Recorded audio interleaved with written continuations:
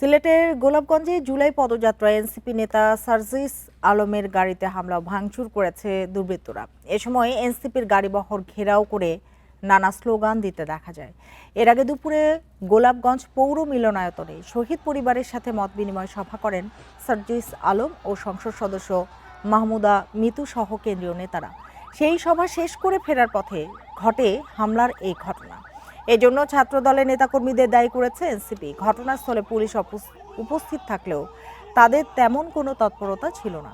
জেলা সফরে কানাইঘাট, ওসমানীনগর, কোম্পানিগঞ্জ ও জৈন্তাপুরে ধারাবাহিক সমাবেশ করার কথা রয়েছে এনসিপি নেতাদের, যেখানে দলের আহ্বায়ক নাহিদ ইসলাম সহ শীর্ষ নেতারা অংশ নেওয়ার কথা রয়েছে। এর আগে মঙ্গলবার হবিগঞ্জে এনসিপির পদযাত্রায় হামলা ও বুধবার শ্রীমঙ্গলে কেন্দ্রীয় নেতাদের পুলিশি বাধার ঘটনা ঘটেছিল।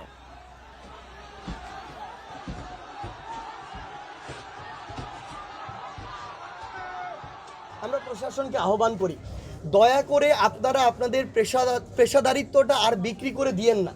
যদি এটা করেন, হয়তো এমন হবে আগামীতে বাংলাদেশ পুলিশ নামক এই প্রতিষ্ঠানটা বাংলাদেশে আর থাকবেই না, মানুষের সামনে কোনোদিন মাথা উঁচু করে দাঁড়াতে পারবে না।